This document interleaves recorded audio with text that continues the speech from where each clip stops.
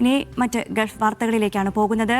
ഒമാനിലെ ഷീനാസ് തീരത്ത് അപകടത്തിൽപ്പെട്ട കപ്പലിലെ 20 ഇന്ത്യൻ ജീവനക്കാരെയും സുരക്ഷിതമായി പുറത്തെത്തിച്ചതായി മസ്കറ്റ് ഇന്ത്യൻ എംബസി അറിയിച്ചു. രക്ഷപ്പെടുത്തിയ ജീവനക്കാരെ നിലവിൽ ഷീനാസ് പോർട്ടിൽ എത്തിച്ചതായും എല്ലാവരും സുരക്ഷിതരാണെന്നും എംബസി ഔദ്യോഗിക പ്രസ്താവനയിൽ അറിയിച്ചു. MT ജൽവീർ എന്ന കപ്പലാണ് ഇന്ന് രാവിലെ അപകടത്തിൽപ്പെട്ടത്. അപകടത്തെക്കുറിച്ച് വിവരമറിഞ്ഞയുടൻ ഒമാൻ റോയൽ നേവിയും അടിയന്തര രക്ഷാപ്രവർത്തകരും സ്ഥലത്തെത്തുകയും ജീവനക്കാരെ സുരക്ഷിതമായി പുറത്തെത്തിക്കുകയുമായിരുന്നു. കപ്പൽ ജീവനക്കാരുടെ തുടർന്നുള്ള ആവശ്യങ്ങൾക്കായുള്ള ശ്രമം തുടരുകയാണെന്നും എംബസി പറഞ്ഞു. അലി കൂട്ടായി കൂടുതൽ വിശദാംശങ്ങൾ നൽകാനുണ്ട്. അലി, എന്തായാലും നിലവിലുള്ള എല്ലാവരെയും സുരക്ഷിതമായി ഇപ്പോൾ ഷീനാസ് എയർപോർട്ടിൽ എത്തിച്ചിട്ടുണ്ട് എന്നാണ് പറയുന്നത്. എല്ലാവരും അവിടെ സുരക്ഷിതരാണോ? എപ്പോഴാണ് ഈ കപ്പൽ നേരെ ആക്രമണം ഉണ്ടായത്? സിനു, ഇന്ന് രാവിലെയാണ് ഒമാനിലെ ഷീനാസ് തീരത്ത് ഒരു കപ്പൽ അപകടത്തിൽപ്പെട്ടതായി മസ്കറ്റിലെ ഇന്ത്യൻ എംബസി ഔദ്യോഗികമായി ട്വീറ്റ് ചെയ്യുന്നത്. ഇതിന്റെ അടിസ്ഥാനത്തിൽ ഇതുമായി ബന്ധപ്പെട്ട് ഒമാൻ അധികാരികളുമായി ഏകോപിച്ച് പ്രവർത്തിക്കുന്നുണ്ട് എന്ന് പിന്നീടൊരു ട്വീറ്റ് പുറത്തു വരികയും ചെയ്തു. ഇതിൽ തന്നെ 20 ഇന്ത്യൻ ജീവനക്കാരാണ് ഉണ്ടായിരുന്നത്. എല്ലാവരെയും സുരക്ഷിതമായി പുറത്തെത്തിച്ചു എന്ന് വൈകുന്നേരത്തോടുകൂടി വീണ്ടും ഇന്ത്യൻ എംബസി ഔദ്യോഗികമായി അറിയിക്കുകയായിരുന്നു. 20 ഇന്ത്യക്കാരായിരുന്നു കപ്പലുണ്ടായിരുന്നത്. കപ്പൽ ആക്രമണത്തിൽ തീപിടിക്കുകയായിരുന്നു എന്നാണ് വിവരം. പക്ഷേ ഇത് സംബന്ധിച്ച് ഇന്ത്യൻ എംബസി ഔദ്യോഗികമായി എങ്ങനെയാണ് അപകടമുണ്ടായത്, ആരാണ് ആക്രമിച്ചതെന്ന് സംബന്ധിച്ചുള്ള വിശദാംശങ്ങളൊന്നും തന്നെ ഇന്ത്യൻ എംബസി പുറത്തുവിട്ടിരുന്നില്ല. MT ജൽവീർ എന്ന കപ്പലാണ് ഇന്ന് രാവിലെ അപകടത്തിൽപ്പെട്ടത് എന്നാണ് ഇന്ത്യൻ എംബസി അറിയിച്ചത്. വിവരം അറിഞ്ഞ ഉടൻ ഒമാൻ റോയൽ നേവിയും അടിയന്തര രക്ഷാപ്രവർത്തകരും സ്ഥലത്തെത്തുകയും ജീവനക്കാരെ സുരക്ഷിതമായി പുറത്തെത്തുകയും പോർട്ടിൽ എത്തിക്കുകയായിരുന്നു എന്നാണ് എംബസി അറിയിക്കുന്നത്. ഇവരുടെ തുടർ നടപടികൾ, അതായത് ഇവരെ ഇന്ത്യയിലേക്ക് അയക്കുന്നതുമായി ബന്ധപ്പെട്ടുള്ള നടപടികൾ ഒമാൻ അധികൃതരുമായി ആലോചിച്ചതിന് ശേഷം തീരുമാനമെടുക്കുമെന്നും എംബസി അറിയിച്ചിട്ടുണ്ട്. ഇത് 2ാം ദിവസമാണ്. ഇന്നലെയും മറ്റൊരു ഇന്ത്യൻ ക്രൂ അംഗങ്ങളുള്ള മറ്റൊരു കപ്പലിന് നേരെയും ആക്രമണം ഉണ്ടായിരുന്നു. തീപിടിക്കുന്ന ഒരു സാഹചര്യം ഉണ്ടായിരുന്നു. ഇതിൽ 24 ഇന്ത്യൻ ജീവനക്കാരുണ്ടായിരുന്നു. അതിൽ 21 പേര് രക്ഷിക്കുകയും 3 പേർ അപകടത്തിൽ മരിക്കുകയും ചെയ്തു. ഇന്ത്യൻ വിദേശകാര്യമന്ത്രി ഇവരുടെ മരണം ഇന്ന് സ്ഥിരീകരിക്കുകയും ചെയ്തിട്ടുണ്ട്. എന്നിരുന്നാലും വലിയൊരു ആശങ്കയുള്ള 2 സംഭവങ്ങളാണ് ഇന്നലെയും ഇന്നുമായി ഒമാൻ തീരത്ത്. അലി, അത് തന്നെയാണ് ഇതിലൊരു അസ്വാഭാവികതയില്ലേ? കാരണം ഇന്നലെയും കപ്പലിന് നേരെ ആക്രമണം ഉണ്ടാകുന്നു, ഇന്നും അതേപോലെ സമാനമായൊരു സംഭവം തന്നെയാണ് ഉണ്ടായിരിക്കുന്നത്. അപ്പോൾ ഇതിൽ എന്താണ് ആക്രമണത്തിന് കാരണം, ആരാണ് ഇതിന് പിന്നിൽ എന്നത് സംബന്ധിച്ചൊക്കെ ദുരൂഹത തുടരുകയാണ്. ഇതിൽ എന്താണ് ഇന്ത്യ ഏതെങ്കിലും തരത്തിലുള്ള ആശങ്ക അറിയിച്ചിട്ടുണ്ടോ? ഇന്ത്യൻ വിദേശകാര്യ മന്ത്രാലയം ഇന്നലെ ഈ തുടരെയുള്ള ഈ ആക്രമണങ്ങളിൽ അപലപിക്കുകയും ആശങ്ക അറിയിക്കുകയും ചെയ്തിരുന്നു. എന്താണ് ആക്രമണ കാരണമെന്നോ ആരാണ് ആക്രമിച്ചതെന്ന് സംബന്ധിച്ച് ഇന്ത്യൻ എംബസി ഔദ്യോഗികമായി അറിയിച്ചിട്ടില്ലെങ്കിൽ പോലും ഇത് സംബന്ധിച്ചുള്ള കൂടുതൽ വിശദാംശങ്ങളും അതുപോലെ തന്നെ അന്വേഷണങ്ങളും ആരംഭിച്ചതായും അറിയിച്ചിട്ടുണ്ട്. അതിൽ തന്നെ ഒമാൻ അധികൃതരുമായി ഏകോപിച്ച് എങ്ങനെയാണ് ആക്രമണം ഉണ്ടായതെന്നും ഇതുപോലെ തന്നെ തുടരെയുള്ള ആക്രമണങ്ങൾ നടക്കുന്നുണ്ട് തന്നെ ഇത് സംബന്ധിച്ച കൂടുതൽ അന്വേഷണങ്ങൾ ആരംഭിച്ചിട്ടുണ്ട്. ശരി, എന്തായാലും ജീവനക്കാരെ എല്ലാം സുരക്ഷിതമായി എത്തിച്ചിട്ടുണ്ട് എന്നാണ് പറയുന്നത്. അലി കൂട്ടായാണ് വിശദാംശങ്ങൾ നൽകിയത്, ഒമാനിൽ നിന്നും നൽകിയത്. രാജ്യത്തേക്ക് എത്തിയ 24 ഡ്രോണുകൾ പ്രതിരോധിച്ചതായി കുവൈത്ത് പ്രതിരോധ മന്ത്രാലയം അറിയിച്ചു. ആക്രമണങ്ങളിൽ പരിമിതമായ ഭൗതിക നാശനഷ്ടങ്ങൾ മാത്രമാണ് ഉണ്ടായത്. സംഭവങ്ങളിൽ ആർക്കും ജീവഹാനിയോ പരിക്കുകളോ റിപ്പോർട്ട് ചെയ്തിട്ടില്ലെന്ന് പ്രതിരോധ മന്ത്രാലയ വക്താവ് കേണൽ സൗദ് അൽ അത്വാൻ അറിയിച്ചു. ആക്രമണങ്ങൾ ആരംഭിച്ചതിന് ശേഷം ഇതുവരെ 893 ഡ്രോണുകളും 375 ബാലിസ്റ്റിക് മിസൈലുകളും 15 ക്രൂയിസ് മിസൈലുകളുമാണ് തടഞ്ഞത്. കുവൈത്ത് സായുധസേന പൂർണ്ണ ജാഗ്രതയോടെ പ്രവർത്തിക്കുകയാണെന്നും രാജ്യത്തിന്റെ സുരക്ഷ ഉറപ്പാക്കാൻ ആവശ്യമായ എല്ലാ നടപടികളും സ്വീകരിക്കുന്നുണ്ട് എന്നും കേണൽ സൗദ് അൽ അത്വാൻ വ്യക്തമാക്കി. കുവൈത്തിനെതിരെ തുടരുന്ന ഇറാൻ ആക്രമണങ്ങൾ വിദേശകാര്യ മന്ത്രാലയം ശക്തമായി അപലപിച്ചു. ഇത്തരം ആക്രമണങ്ങൾ ഇനി സഹിക്കില്ലെന്ന് മന്ത്രാലയം വ്യക്തമാക്കി. ഈ ആക്രമണങ്ങൾ കുവൈത്തിന്റെ പരമാധികാരത്തിന്റെ നഗ്നമായ ലംഘനമാണ്. അന്താരാഷ്ട്ര നിയമങ്ങളുടെയും ഐക്യരാഷ്ട്രസഭാ ചാർട്ടറിനെയും കൂടി ഇത് ലംഘിക്കുന്നതാണെന്നും മന്ത്രാലയം ചൂണ്ടിക്കാട്ടി. പ്രദേശത്തെ സമാധാനം പുനഃസ്ഥാപിക്കാനുള്ള ശ്രമങ്ങളെ ഈ ആക്രമണങ്ങൾ തകർക്കുമെന്നും മന്ത്രാലയം മുന്നറിയിപ്പ് നൽകി. രാജ്യത്തിന്റെ സുരക്ഷ ഉറപ്പാക്കാൻ എല്ലാ നടപടികളും സ്വീകരിക്കുമെന്ന് ഗവൺമെന്റ് കമ്മ്യൂണിക്കേഷൻ സെന്റർ അറിയിച്ചു. ഏത് ഭീഷണിക്കെതിരെയും സ്വയം പ്രതിരോധിക്കാനുള്ള അവകാശം കുവൈത്തിനുണ്ടെന്നും വ്യക്തമാക്കി. സലാലയിലെ പ്രവാസി മലയാളികൾക്ക് ആശ്വാസമായി air India express Kozhikode service പുനരാരംഭിക്കുന്നു. ജൂലൈ മാസത്തെ പുതിയ ഷെഡ്യൂളിലാണ് കോഴിക്കോട്ടേക്കുള്ള സർവീസുകൾ ഉൾപ്പെടുത്തിയിരിക്കുന്നത്. ആഴ്ചയിൽ 2 ദിവസമാണ് സർവീസ് ഉണ്ടാകുക. സർവീസ് പുനരാരംഭിക്കുന്നതിന് വേണ്ടി സലാലയിലെ വിവിധ ലീഡേഴ്സ് ഫോറവും വിവിധ കൂട്ടായ്മകളും പരാതി നൽകിയിരുന്നു. വേനലവധി കഴിഞ്ഞ് നാട്ടിൽ നിന്ന് മടങ്ങുന്നവർക്ക് വലിയ ആശ്വാസമാണ് എയർ ഇന്ത്യയുടെ തീരുമാനം. ജൂലൈ 2 മുതൽ ആഴ്ചയിൽ 2 ദിവസമാണ് സർവീസ് ഉണ്ടാവുക. ചൊവ്വ, വ്യാഴം ദിവസങ്ങളിൽ രാവിലെ 11-ന് കോഴിക്കോട് നിന്ന് പുറപ്പെടുന്ന വിമാനം ഉച്ചയ്ക്ക് 1:05-ന് സലാലയിലെത്തും. സലാലയിൽ നിന്ന് തിരിച്ച് കോഴിക്കോട്ടേക്ക് 2:15-ന് പുറപ്പെടുന്ന വിമാനം ഇന്ത്യൻ സമയം രാത്രി 7:45-നാണ് കോഴിക്കോട് എത്തുക. നമുക്ക് തൽക്കാലമാണ് ഈ സലാല കോഴിക്കോട് ഫ്ലൈറ്റ് അലോ ചെയ്തിട്ടുള്ളത്.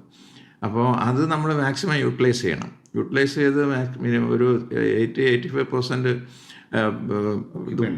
വന്നാൽ മാത്രമേ നമുക്ക് അടുത്ത ഫ്ലൈറ്റിനെ കുറിച്ച് ചോദിക്കാൻ പറ്റൂ. എന്തായിരുന്നാലും എനിക്കറിയാൻ സാധിച്ചത് മിക്കവാറും ആഗസ്റ്റോടുകൂടെ കൊച്ചിക്ക് ഒരു ഫ്ലൈറ്റ് കിട്ടാനായിട്ടുള്ള സാധ്യത ഉണ്ട്. എയർ ഇന്ത്യ എക്സ്പ്രസ് അകാരണമായി സലാല സർവീസ് റദ്ദാക്കിയിരുന്നത് നിരവധി പ്രവാസികളെ പ്രയാസത്തിലാക്കിയിരുന്നു. പൊതുവേദിയായ ലീഡേഴ്സ് ഫോറവും വിവിധ കൂട്ടായ്മകളും വിവിധ ഇടങ്ങളിൽ പരാതി നൽകിയിരുന്നു. അതേസമയം സലാലയിൽ നിന്ന് കൊച്ചിയിലേക്കുള്ള സർവീസ് ജൂലൈ ഷെഡ്യൂളിലും പ്രഖ്യാപിച്ചിട്ടില്ല. നേരത്തെ ആഴ്ചയിൽ 2 സർവീസുകൾ നടത്തിയിരുന്നതാണ്. ഇതും വൈകാതെ പുനഃസ്ഥാപിക്കുമെന്നാണ് പ്രതീക്ഷ. എയർ ഇന്ത്യ എക്സ്പ്രസിന് ഒരുപാട് നന്ദി. സലാലയുടെ കുറേ നാളത്തെ ആവശ്യമാണ് സഫലീകരിച്ച് തന്നിട്ടുള്ളത്. 1-2 റിയാൽ കൂടിയാലോ കുറഞ്ഞാലോ കുഴപ്പമില്ല. ഈ കണക്ഷൻ ഫ്ലൈറ്റിലൊന്നും പോകാതെ നമ്മൾ ഈ ഡയറക്റ്റുള്ള സർവീസ് മാക്സിമം യൂസ് ചെയ്ത് അവർക്കുള്ള പിന്തുണ നൽകിക്കൊണ്ട് ഈ സർവീസ് നിലനിർത്താനുള്ള എല്ലാ പിന്തുണയും നമ്മൾ നൽകണമെന്നാണ്. K Salahuddin, media 1, Salalah. സൗദിയുടെ പുത്തൻ വിമാന കമ്പനിയായ റിയാദ് എയറിന്റെ സർവീസുകൾക്ക് തുടക്കമായി. റിയാദിൽ നിന്നും ലണ്ടനിലേക്കായിരുന്നു ആദ്യ സർവീസ്. ആദ്യ ആഭ്യന്തര സർവീസ് ഈ മാസം 14-ന് ജിദ്ദയിലേക്കാണ്. മറ്റ് 4 അന്താരാഷ്ട്ര റൂട്ടുകളിലേക്കും ഈ മാസം സർവീസ് ആരംഭിക്കും. ഇന്ത്യയിലേക്കുള്ള സർവീസുകളും ഈ വർഷം ഉണ്ടാകും.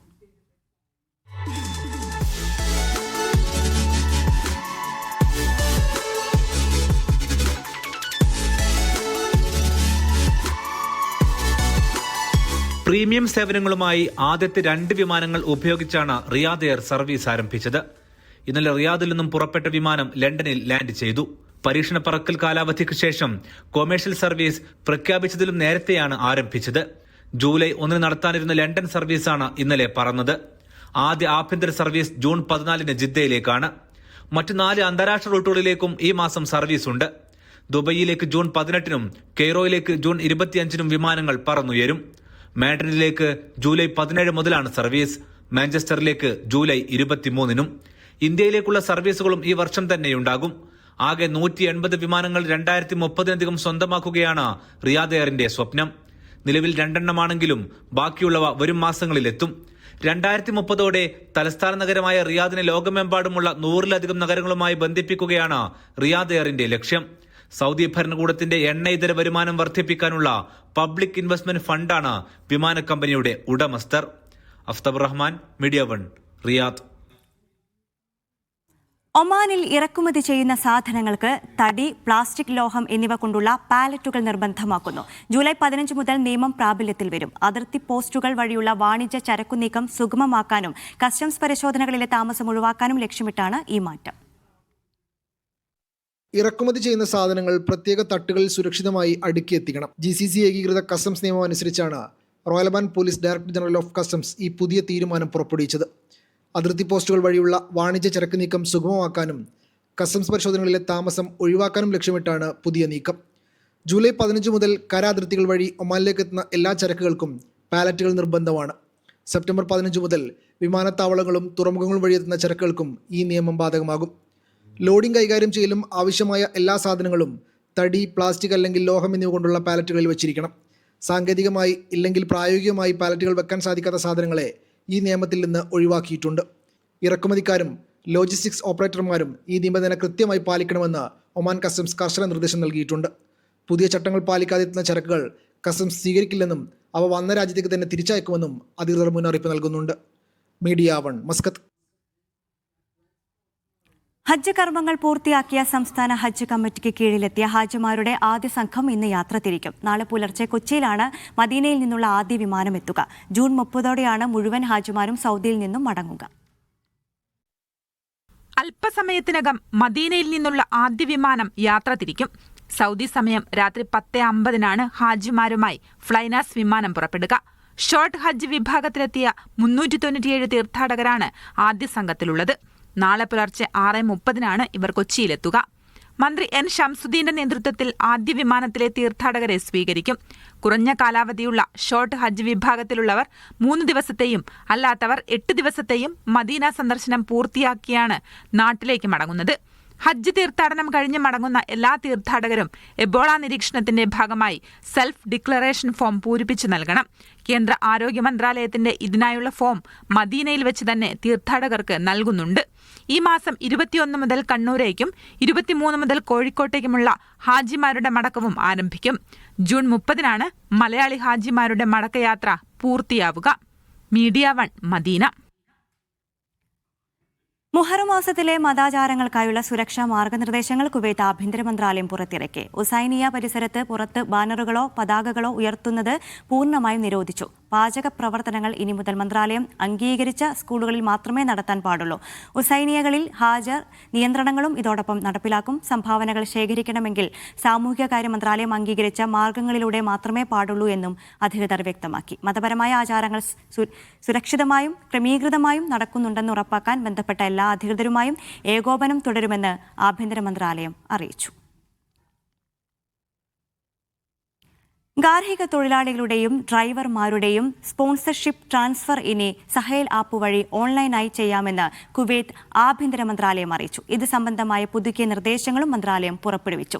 അവിവാഹിതനായ പുരുഷന് ഒരു ഡ്രൈവറെയും അവിവാഹിതയായ സ്ത്രീക്ക് ഒരു ഡ്രൈവറെയും ഒരു വീട്ടുജോലിക്കാരിയെയും സ്പോൺസർ ചെയ്യാം. വിവാഹിതരും വിവാഹമോചിതരെയും വിധവകളുമായ പൗരന്മാർക്ക് ഒരു ഡ്രൈവറെയും 3 വീട്ടുജോലിക്കാരെയും സ്പോൺസർ ചെയ്യാം.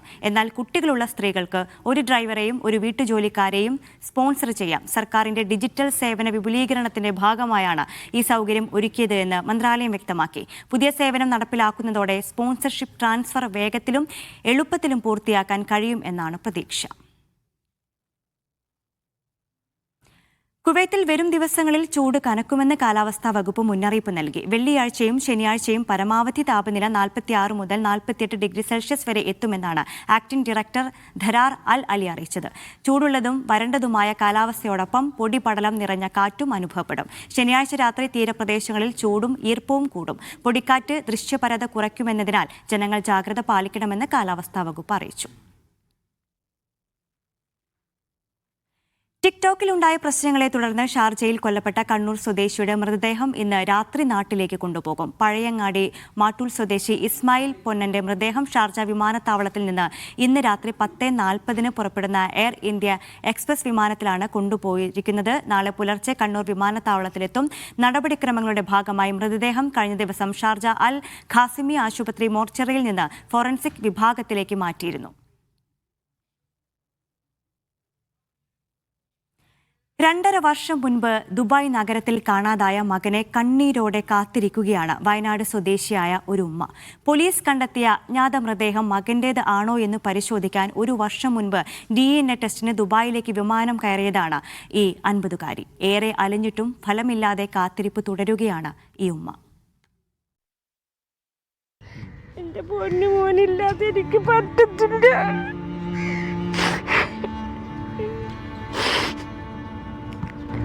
ഇതുപോലൊരു നാട്ടിലൊരു മകനെയും കാണാതാവാൻ സാധ്യതയില്ല. 2.5 വർഷം മുമ്പ് കാണാതായ ഒരു മകനെ തേടുകയാണ് ദുബൈയിലെത്തിയ ഒരു ഉമ്മ. ആ ഉമ്മയുടെ അലച്ചിൽ 1 വർഷം പിന്നിട്ടിരിക്കുന്നു.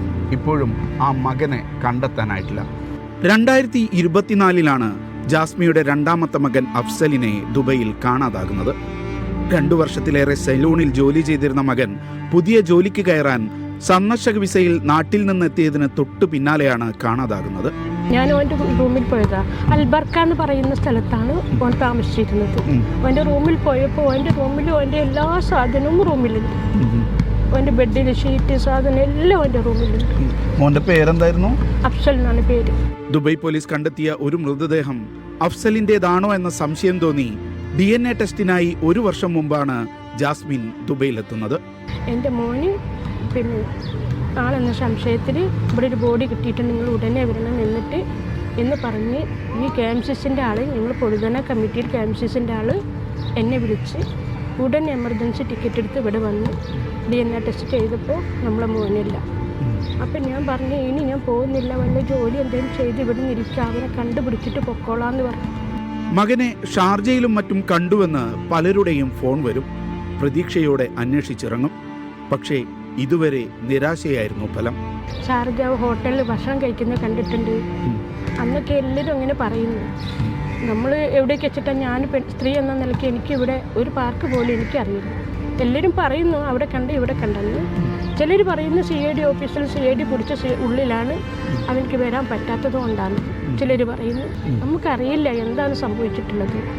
എന്തായാലും ഇവിടുത്തെ ഇത്രയും നല്ലൊരു ഭരണാധികാരികളുള്ള ഇത്രയും നല്ലൊരു നാട്ടിൽ ഒരിക്കലും ഒരു മനുഷ്യനെ കൊന്നു തള്ളാനൊന്നും പറ്റത്തില്ലല്ലോ. ഇവിടുന്ന് കുറേ ആൾക്കാർ പറഞ്ഞ് അവനെ കൊന്നതാണ്, ആളുകൾ തമ്മിൽ അടിയുണ്ടായി കൊന്നതാണ്. അങ്ങനെ ഒരാളെ കൊല്ലുകയാണെങ്കിൽ എങ്ങനെ ഈ നാട്ടിലത് നടക്കില്ലെന്നാണ് ഞാൻ വിശ്വസിക്കുന്നത്. വയനാട് പൊഴുതന 6 മൈൽ സ്വദേശിയായ ജാസ്മിന്റെ ഭർത്താവ് നാട്ടിൽ കൂലിപ്പണിക്കാരനാണ്. മൂത്ത മകൻ സൗദിയിൽ പ്രവാസിയാണ്. എന്നെങ്കിലും തന്റെ മകനെ തിരിച്ചു കിട്ടുമെന്ന പ്രതീക്ഷയിൽ പാർട്ട് ടൈം ജോലികൾ ചെയ്താണ് ജാസ്മിൻ മകനു വേണ്ടിയുള്ള തിരച്ചിൽ ദുബൈയിൽ തുടരുന്നത്. വീട്ടിലെ കാര്യങ്ങൾ നോക്കുന്ന, കുടുംബം നോക്കുന്നത്, എല്ലാ കാര്യത്തിലും എൻ്റെ 3 മക്കൾ ഏറ്റവും നല്ല മോനാണ്. അവർക്ക് ഒരു പ്രശ്നവും ഞാൻ ചീത്തപ്പേര് ഇന്ന് വരെ ഒരാൾ പറഞ്ഞില്ല. പിന്നെ അവനക്ക് എന്ത് പറ്റി? വന്നിട്ട് 5-ാം ദിവസം കാണാതായത്. 5-ാം ദിവസം ഞാൻ അറിയുന്നത് മിസ്സിങ് ആണെന്ന്. നാട്ടിൽ നിന്ന് ഇവിടെ എത്തി 5-ാമത്തെ ദിവസമാണ് അവൻ മിസ്സിങ് ആയത്. പൊന്നുമോനെ കണ്ടെത്താനുള്ള ജാസ്മിയുടെ ശ്രമങ്ങൾ തുടരുകയാണ്. ഗൾഫിൽ കൊണ്ട് തന്നെ അതിനുള്ള ശ്രമങ്ങൾ പുരോഗമിക്കുകയാണ്. എപ്പോഴും ആ ശ്രമങ്ങൾ ഫലം കാണട്ടെ എന്നുള്ള പ്രാർത്ഥനയാണ് നമുക്ക് എല്ലാവർക്കും ഉള്ളത്. യാസർ അറഫാത്തിനൊപ്പം Shino Shamsudheen, media 1 Dubai. FIFA ലോകകപ്പിന് ഇനി പന്തുരുളുമ്പോൾ സൗദിയിൽ മീഡിയ 1 ഒരുക്കുന്ന സൂപ്പർ കപ്പിനും കിക്ക് ഓഫാണ്. അർദ്ധരാത്രി കിഴക്കൻ പ്രവിശ്യയിലെ അൽ ഹസയിലാണ് മീഡിയ 1 ഒരുക്കുന്ന സൂപ്പർ കപ്പ് ഫുട്ബോൾ. 8 ടീമുകൾ പങ്കെടുക്കുന്ന മത്സരത്തിന്റെ ഫൈനൽ നാളെ പുലർച്ചെ നടക്കും. 8 ടീമുകൾ മാറ്റുരക്കുന്ന മാക്കാൻ സേവ് മീഡിയ 1 സൂപ്പർ കപ്പിന്റെ കിക്ക് ഓഫ് രാത്രി 12-നാണ്. സൗദി കിഴക്കൻ പ്രവിശ്യയിലെ അൽഹസ സെൻട്രൽ സ്റ്റേഡിയമാണ് വേദി. മാസ സഹപ്രായോജകരായ മത്സരത്തിന്റെ ഒരുക്കങ്ങളെല്ലാം പൂർത്തിയായി. ഇന്നാണ് അൽഹസയുടെ ഒരു ഏറ്റവും മികച്ച ടൂർണമെന്റിലൊന്നാണ് ഇന്നിവിടെ നടക്കാൻ പോകുന്നത്. അൽഹസയിലെ ഫുട്ബോൾ ആരാധകർ മുഴുവൻ കാത്തിരിക്കുകയാണ് ഈ ഒരു ഫുട്ബോളിന്റെ കിക്ക് ഓഫിനായിട്ട്. അൽഹസ ഇന്ത്യൻ ഫുട്ബോൾ അസോസിയേഷനും മീഡിയ 1 സംയുക്തമായി സംഘടിപ്പിക്കുന്ന ഈ ടൂർണമെന്റിന്റെ മുഴുവൻ മുന്നൊരുക്കങ്ങളും ഇഫയുടെ ഭാഗത്തു നിന്നുള്ള മുഴുവൻ ടെക്നിക്കൽ സൈഡുകളും ഒക്കെ തന്നെ പൂർത്തിയായി കഴിഞ്ഞു. ഉഫൂഫ് ഇന്ത്യൻ ഫുട്ബോൾ അസോസിയേഷനുമായി സഹകരിച്ചാണ് 7 ഫോർമാറ്റിലെ മത്സരങ്ങൾ. പുലർച്ചെയോടെയാണ് ഫൈനൽ. സൗദിയിലെ മീഡിയ 1 സൂപ്പർ കപ്പ് ഫുട്ബോളിന്റെ സീസണിന് കൂടിയാണ് അൽഹസ എഡിഷനോടെ തുടക്കമാകുന്നത്. Media 1 Al Hasa. പ്രവാസി പ്രശ്നങ്ങളുമായി ബന്ധപ്പെട്ട് ജനകീയ അവകാശ രേഖ തയ്യാറാക്കുമെന്ന് ഖത്തർ പ്രവാസി വെൽഫെയർ. പ്രശ്നങ്ങൾ ക്രോഡീകരിച്ച് സംസ്ഥാന സർക്കാരിന് കൈമാറുമെന്നും സംഘടനാ ഭാരവാഹികൾ പറഞ്ഞു. ജൂൺ 10 മുതൽ 30 വരെയുള്ള കാലയളവിൽ വിവിധ മേഖലയിൽ തൊഴിലെടുക്കുന്ന പ്രവാസികളുമായി സംസാരിച്ചാണ് ജനകീയ അവകാശരേഖ തയ്യാറാക്കുക. പ്രവാസികളുടെ പ്രതീക്ഷകൾ പ്രതിഫലിക്കുന്ന രേഖയായിരിക്കും ഇതെന്ന് പ്രവാസി വെൽഫെയർ നേതാക്കൾ പറഞ്ഞു. ജൂൺ അവസാനത്തിൽ ഖത്തറിലെ പൌരാവലിക്ക് മുന്നിലും സംസ്ഥാന സർക്കാരിന് മുമ്പാകെയും രേഖ സമർപ്പിക്കും. ഇതുമായി ബന്ധപ്പെട്ട് സാമൂഹിക പ്രവർത്തകർ, സംരംഭകർ, വനിതകൾ തുടങ്ങിയ വിഭാഗങ്ങളുടെ സംഗമം സംഘടിപ്പിക്കും.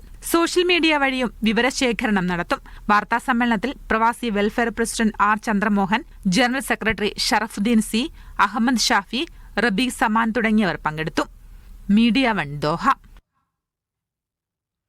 സലാലയിലെ ഖരീഫ് ആസ്വദിക്കാനെത്തുന്ന സഞ്ചാരികളുടെ സുരക്ഷയും അവകാശങ്ങളും ഉറപ്പാക്കാൻ പരിശോധന ശക്തമാക്കി കൺസ്യൂമർ പ്രൊട്ടക്ഷൻ അതോറിറ്റി.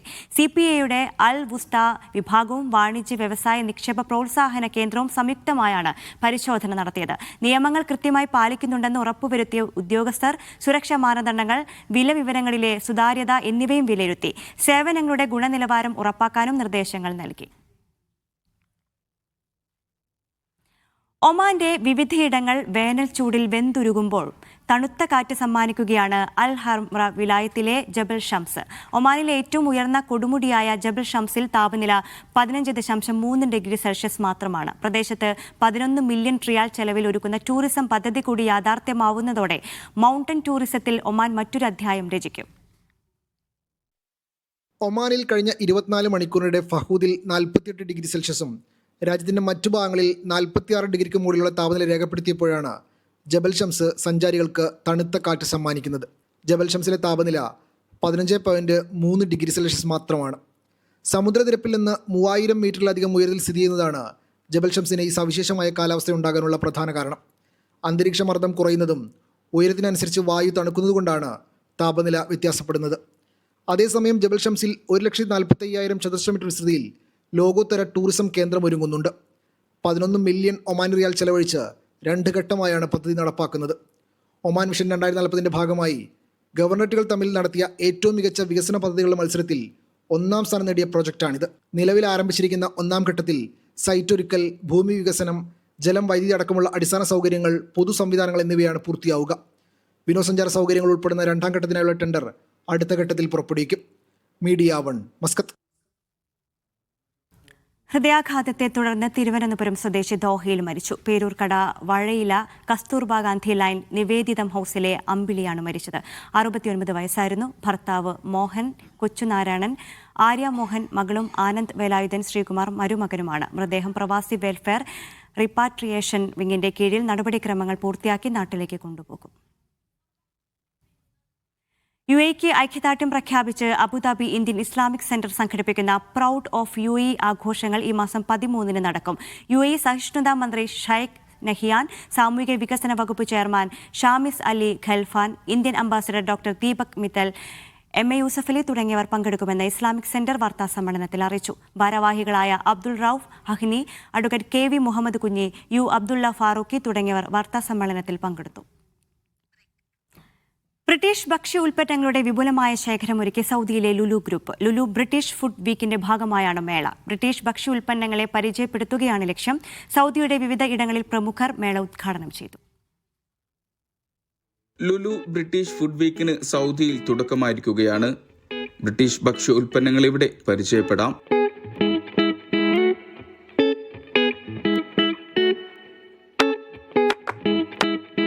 റിയാദിലെ അൽയാസ്മിൻ ഹൈപ്പർ മാർക്കറ്റിൽ നടന്ന ഉദ്ഘാടന ചടങ്ങിൽ British embassy deputy head of mission doctor Alice Burt മുഖ്യാതിഥിയായി. Lulu Saudi hyper market director Muhammad Haris, Lulu management പ്രതിനിധികൾ തുടങ്ങിയവർ ചടങ്ങിൽ പങ്കെടുത്തു. ജിദ്ദയിലെ അസീസ് മാളിൽ നടന്ന ചടങ്ങിൽ British consul general HE Cecile El ബലേദിയും, അൽഖോബാറിലെ ചടങ്ങ് British international school principal Stephen Winer, COO Shaun ബാർട്ടനും ഉദ്ഘാടനം ചെയ്തു. ബ്രിട്ടനിൽ നിന്നും നേരിട്ട് ഇറക്കുമതി ചെയ്ത ഉൽപ്പന്നങ്ങളുടെ വിപുലമായ ശേഖരമാണ് ഈ വർഷത്തെ ഫുഡ് വീക്കിന്റെ പ്രധാന ആകർഷണം. പ്രീമിയം സാൽമൺ, പരമ്പരാഗത ബ്രിട്ടീഷ് രുചികളിലുള്ള ബേക്കറി വിഭവങ്ങൾ, ഡെസേർട്ട് ഇനങ്ങൾ എന്നിവയ്ക്കായി പ്രത്യേക സെക്ഷനുകൾ തന്നെയുണ്ട് ഇവിടെ. ചിൽഡ്, ഡയറി, ഫ്രോസൺ ഉൽപ്പന്നങ്ങൾക്കായും ബ്രിട്ടനിലെ പ്രശസ്തമായ ബ്യൂട്ടി ആൻഡ് വെൽനസ് ബ്രാൻഡുകൾക്കായും വിപുലമായ പ്രദർശന വിപണന പവലിയൻ ഫുഡ് വീക്കിലുണ്ട്. ബ്രിട്ടനിലെ 400ഓളം ബ്രാൻഡുകളുടെ അടക്കം ഇറക്കുമതി ചെയ്ത 3500-ലധികം പ്രീമിയം ഉൽപ്പന്നങ്ങളാണ് ഇത്തവണ വിപണിയിൽ എത്തിച്ചിരിക്കുന്നത്. ഓർഗാനിക്, ഗ്ലൂത്തൻ ഫ്രീ ഉൽപ്പന്നങ്ങളും മേളയിൽ ലഭ്യമാണ്. Media 1, Riyadh. Qatar INCAS central കമ്മിറ്റിയുടെ നേതൃത്വത്തിൽ സലീം കുമാർ അനുസ്മരണ സമ്മേളനം സംഘടിപ്പിച്ചു. ദോഹയിൽ നടന്ന പരിപാടിയിൽ സാമൂഹ്യ സാംസ്കാരിക മേഖലയിലെ പ്രമുഖർ പങ്കെടുത്തു. അബു ഹമൂറിലെ ICC ആസ്ഥാനത്ത് സംഘടിപ്പിച്ച ചടങ്ങ് സലീം കുമാറിന് ദോഹയിലെ പ്രവാസി സമൂഹം നൽകുന്ന ആദരമായി മാറി. നടന്റെ ഛായാചിത്രത്തിൽ പുഷ്പാർച്ചന നടത്തിയാണ് പരിപാടിക്ക് തുടക്കം കുറിച്ചത്. വിവിധ പ്രവാസി സംഘടനാ പ്രതിനിധികൾ അനുസ്മരണ പ്രഭാഷണം നടത്തി. സ്വന്തം അഭിപ്രായങ്ങൾ ആർജവത്തോടെ പറയാൻ ധൈര്യം കാണിച്ച കലാകാരനായിരുന്നു സലീം കുമാർ എന്ന് സംസാരിച്ചവർ അഭിപ്രായപ്പെട്ടു. INCAS president Siddique Purayil, general secretary KV Boban, apex body ഭാരവാഹികളായ AP Manikandan, Shanavas Bava, KS Prasad, PSM Hussain, Shamseer Arikkulam തുടങ്ങിയവർ സംസാരിച്ചു. ഇൻകാസ് സെൻട്രൽ കമ്മിറ്റി, ജില്ലാ കമ്മിറ്റി ഭാരവാഹികളും ലേഡീസ് വിംഗ് പ്രവർത്തകരും സന്നിഹിതരായിരുന്നു. Media 1, Doha. ബാലവേദി കുവൈത്തും ഇന്ത്യൻ ഡെന്റൽ അലയൻസ് ഇൻ കുവൈത്തും ചേർന്ന് ഡെന്റൽ ക്യാമ്പും സെമിനാറും സംഘടിപ്പിച്ചു. കുട്ടികളിൽ ദന്താരോഗ്യ അവബോധം വളർത്തുക എന്ന ലക്ഷ്യത്തോടെ മങ്കഫ് കലാ സെന്ററിൽ നടന്ന പരിപാടിയിൽ നിരവധി കുട്ടികളും രക്ഷിതാക്കളും പങ്കെടുത്തു. ദന്തസംരക്ഷണം, ശരിയായ ബ്രഷിംഗ് രീതികൾ, ആരോഗ്യപരമായ ഭക്ഷണശീലങ്ങൾ എന്നിവയെക്കുറിച്ച് വിദഗ്ധർ ക്ലാസുകൾ നയിച്ചു. ബാലവേദി ഫഹാഹിൽ മേഖലാ സമിതി സംഘടിപ്പിച്ച പുസ്തകക്കുറിപ്പ് അവതരണ മത്സരത്തിൽ വിജയികൾക്ക് സമ്മാനങ്ങൾ വിതരണം ചെയ്തു. ബഹ്റൈനിൽ ഹിജ്റ പുതുവർഷത്തോടനുബന്ധിച്ച് അവധി പ്രഖ്യാപിച്ചു. ജൂൺ 16 ചൊവ്വാഴ്ച മന്ത്രാലയങ്ങൾക്കും സർക്കാർ ഓഫീസുകൾക്കും പൊതുസ്ഥാപനങ്ങൾക്കും അവധിയായിരിക്കും. പ്രധാനമന്ത്രിയുടെ ഓഫീസാണ് ഇത് സംബന്ധിച്ച സർക്കുലർ പുറത്തിറക്കിയത്.